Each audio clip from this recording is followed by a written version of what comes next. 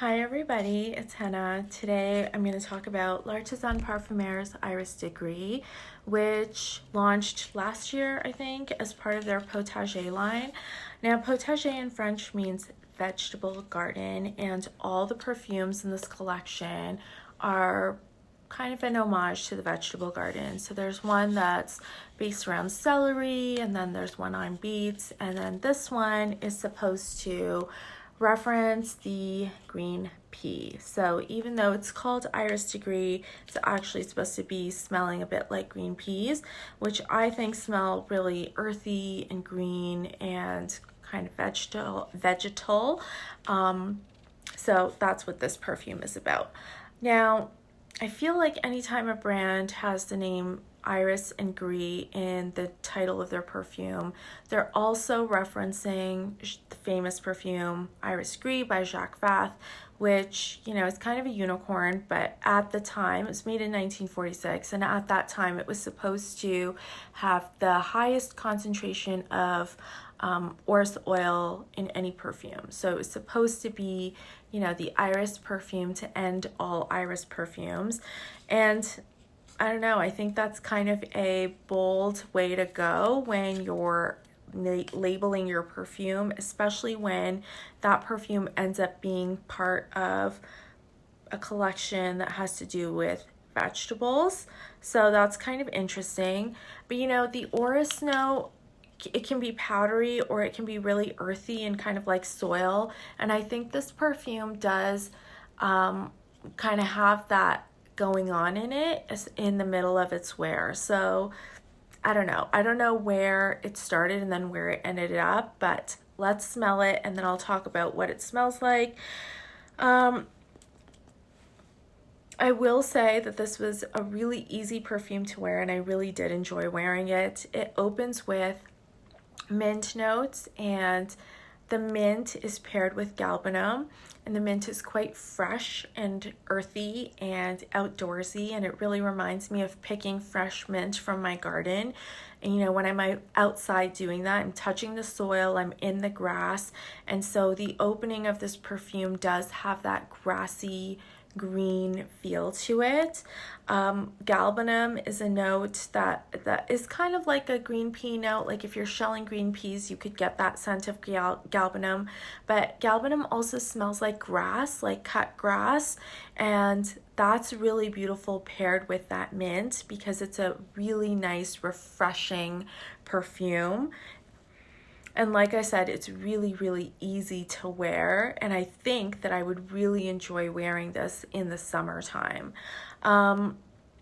The other thing that's in this perfume is a really lovely orris note. And like I was saying before, the orris is kind of like soil. It's very much earthy and it's not powdery, it's not makeup-y at all. And so again, I think that would appeal to a lot of people, and that makes this perfume, again, super easy to wear.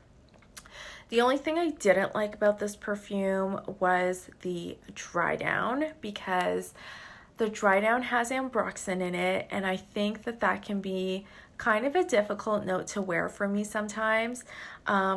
Ambroxan is one of those perfume ingredients that can do a lot of different things, and when you have it in excess, then yes, it has, you know, sweet qualities to it, and that definitely can remind people of Baccarat Rouge or Ariana Grande Cloud.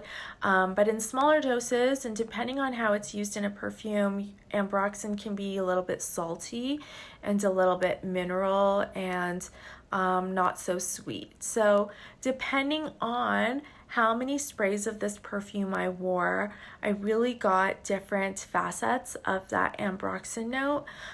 If I wore 3, 4, 5 sprays, which is what I would want to do with something that's minty and fresh and green, I felt like in a few hours, like maybe in 3 or 4 hours, I got clouds of sweetness that were coming off my skin, and I really didn't enjoy that at all.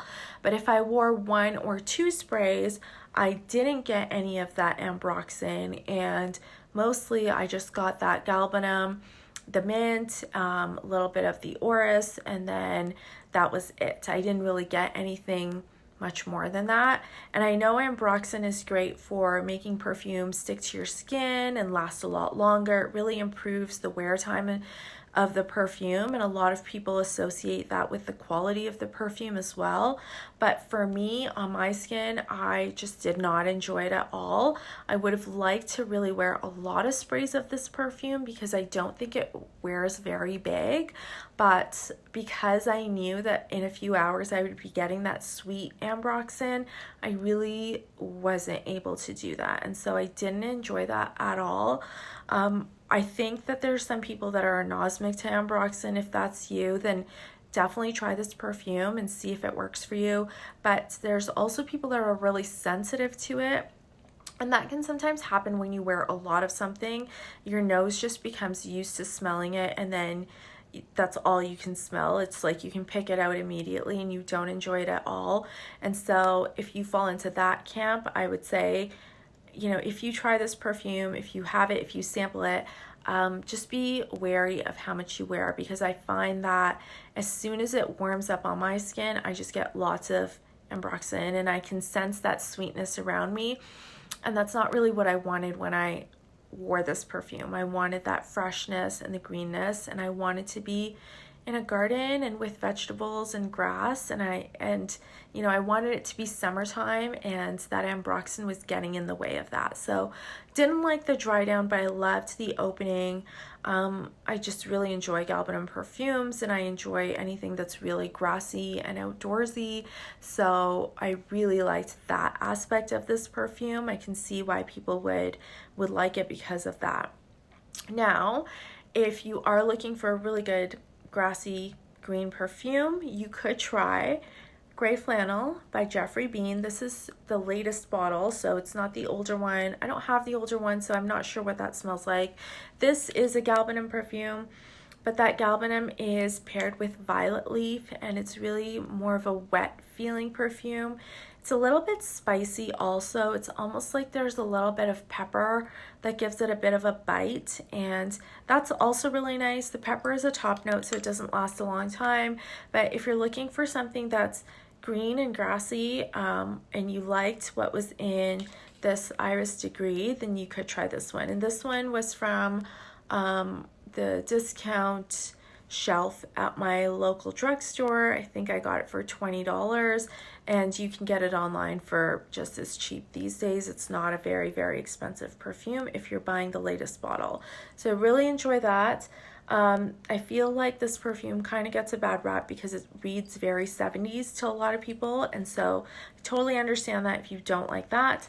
My other recommendation, if you're looking for a perfume that is more green and galbanum based, then you could try Broom by L'Artisan Parfumeur. This is also a galbanum based perfume, but it's more foggy, I would say. And there's something that's really distinctly ozonic about it. This perfume just brings up so many scent memories for me because it reminds me of walking past like a horse pasture that I used to walk by on the way to school every day, and every single day it would be so foggy because this was in England.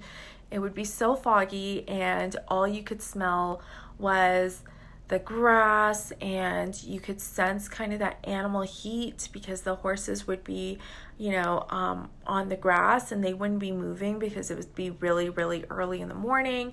So you could smell the grass, you could smell the fogginess and the dew, and there was also something that was really earthy that came out as I was on this walk, and Broom just really takes me back to that and reminds me of that too. So if you're looking for something that has that feeling to it, then definitely Broom is a great one to check out without any of that ambroxan in the dry down. But yeah, if ambroxan doesn't bother you, maybe you can't even smell it, then definitely check out Iris de Gris. I did have a lot of people asking me where I got my sample from because apparently these are difficult to come by, but I have a friend who ordered a bottle of perfume off of Etiquette Parfum, which is in Canada. They're based out of Montreal. And when you place an order, they have samples that they include. And so she got this sample and then passed it on to me because she knows that I'm a fan of this brand. I have a lot of their older perfumes and not their newer ones. So because of that, I was really fortunate to be able to have the sample and be able to try it in my own time and kind of see what I liked about it. So that's me, and that's my experience with Iris de Gris. I'm hoping that I get to try other ones from this line. I know that they're launching a new perfume very soon as part of their I think it's like a collection on like voyages or like their travel collection. So they're launching a new one in that line. I'm really curious to see what it will be and what the notes for that are. But that's it for me. Thank you for watching, and I will see you next time. Bye-bye.